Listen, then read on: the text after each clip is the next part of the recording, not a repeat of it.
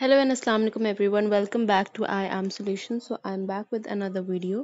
So in today's video I will be starting chapter 11, which is from the International Secondary Science second edition, and which is by Oxford. So let's start chapter 11.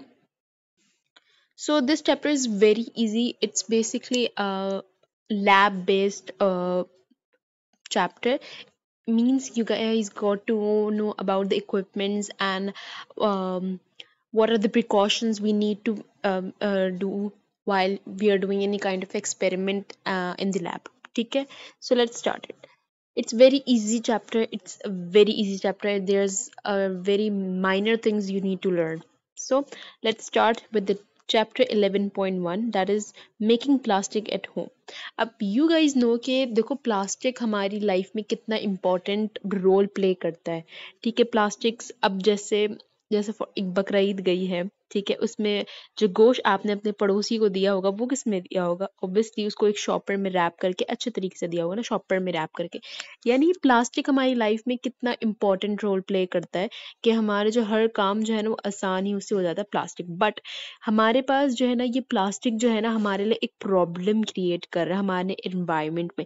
ये तो सबने basic सी चीज़ है जो आपने बचपन से सुनती हुई आई होगी कि भाई ये तो हमारे एनवायरनमेंट के लिए सही नहीं है एंड एक्सेट्रा। बिकॉज जो प्लास्टिक है ना वो जो है ना एक आर्टिफिशियल तरीके से प्रोड्यूस किया जाता है, that is from crude oil. ठीक है, क्रूड ऑयल वैसे भी हमारे एनवायरनमेंट के लिए वैसे ही हार्मफुल है। ठीक है, और ये जो है ना हमारे ग्लोबल प्रॉब्लम्स को भी काफी इंक्रीज करता हुआ जा रहा है। ठीक है, अब सारे प्लास्टिक्स जो है ना वो इतने बुरे नहीं होते। You can see read here, plastic R be useful but they cause a lot of pollution. ये इतना पोल्यूशन लिटरली हमारे जो आधा जो गार्बेज है वो प्लास्टिक से ही भरा हुआ होता है। बायोप्लास्टिक, अब देखो सारे प्लास्टिक जो है ना वो हार्मफुल नहीं होते। ठीक है, not all plastic come from oil based chemicals. ठीक है, ये सारे हार्मफुल नहीं होते। हमारे पास कुछ प्लास्टिक्स जो होते हैं जो हमारे लिए हेल्पफुल होते हैं। You guys can make buttons और ज्वेलरीज फ्रॉम दैट। ठीक है, जो हैंड बीड्स होते हैं जो कि आई होप ब्रेसलेट्स बनाने में बेसिकली यूज होते हैं, वो उसमें जो है आप प्लास्टिक्स यूज कर सकते हैं किस तरीके से, और वो हम इजीली बना भी सकते हैं। सबसे पहले some plastics are made from biological materials from living organism। अब देखो बायोप्लास्टिक, बायो से आपको ये याद रखना है कि भाई जो बायो से क्या याद रखना है, लिविंग ऑर्गेनिज्म। ठीक है, इसके नाम में ही आपको आइडेंटिफिकेशन हो जाएगी भाई, अच्छा इसके बारे में बात हो रही है। प्लास्टिक जो है ना ये जो है ना living organism such as cellulose, cellulose हमारे प्लांट सेल में हो जाता है, और मिल्क फ्रॉम मैमल्स। ठीक है, ये प्लास्टिक क्या कहलाता है, ये प्लास्टिक बायोप्लास्टिक कहलाता है। ठीक है, ये आपके सब्सटेंस के लिए, लिविंग ऑर्गेनिजम्स के लिए इजी हो जाता है यूज करना, और जो है ना ये इस प्रोसेस को हम बोलते हैं बायोटेक्नोलॉजी। और बायोटेक्नोलॉजी आप प्रीवियस चैप्टर्स में पढ़ चुके हैं। Making useful substance using living organism or material from living organism is called biotechnology. I hope you guys have read that. ठीक है, बायोप्लास्टिक जो है ना वो क्या कहते हैं बेसिकली मिल्क से बनता है। ये फर्स्टली इन्वेंटेड हुआ था 100 years ago.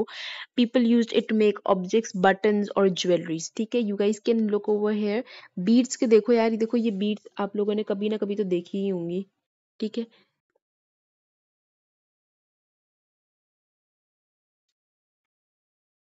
ठीक है, these are these beads। ठीक है, you guys have saw them। ठीक है, ये ब्रेसलेट्स में काफी यूज होते हैं। अच्छा, द प्रोटीन जो आपके मिल्क में जो प्रेजेंट होता है ना, मिल्क में तो सब लोगों से नया कैल्शियम होता है, प्रोटीन होता है। तो वो प्रोटीन जो है ना वो केसीन होता है, और जब ये एसिड के साथ विनेगर के अंदर जो एसिड होता है उसके साथ जो रिएक्ट करता है ना, ठीक है, और वो एक रिएक्ट करता है तो एक लॉन्ग चेन बनती है, मॉलिक्यूल्स की लॉन्ग चेन बनती है, इस तरीके की चेन बनती है।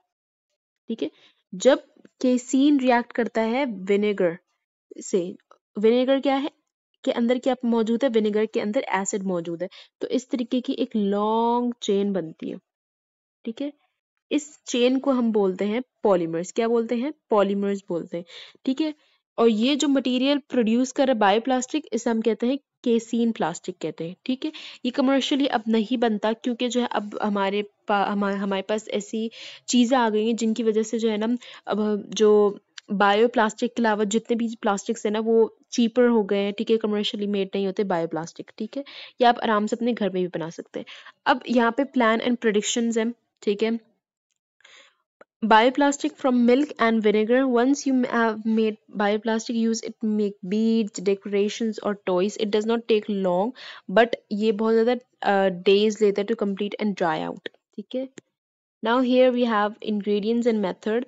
ये सब ये जो चैप्टर है ना ये बेसिकली आपके जो है ना आपको बताएगा कि जो है ना आपको लैब में इक्विपमेंट किस तरीके से यूज़ करने थे और कौन कौन से इक्विपमेंट होने चाहिए, ठीक है। यहाँ पे इंग्रेडिएंट्स है, 1 कप ऑफ वार्म मिल्क लेना है, विनेगर लेना है, बाउल लेना है, स्पून लेना है और स्टिरर। स्टिरर बेसिकली लाइक अ स्पैचुला, इस तरीके का होता है, चमचा टाइप ही होता है पतला सा, वो उसे स्टिरर कहते हैं। स्ट्रेनर लेना और चीज क्लॉथ लेना और पेपर टू एब्जॉर्ब लिक्विड, ठीक है। चीज क्लॉथ आई होप सबने देखा होगा कि घर में पनीर निकालते हुए जो है ना एक सॉफ्ट सा कपड़ा होता है, कॉटन में भी कॉटन, पता नहीं कौन सी उसका होता है, बट बहुत सॉफ्ट सा होता है, पनीर निकालते हुए मोस्टली आप लोगों ने देखा होगा। किस तरीके से मेथड है, ये मेथड यहाँ पे लिखा हुआ है, ठीक है। Method: put 4 small spoons of vinegar in a bowl, ठीक है। If you want to make colored, you can add food color or dye to the vinegar, ठीक है।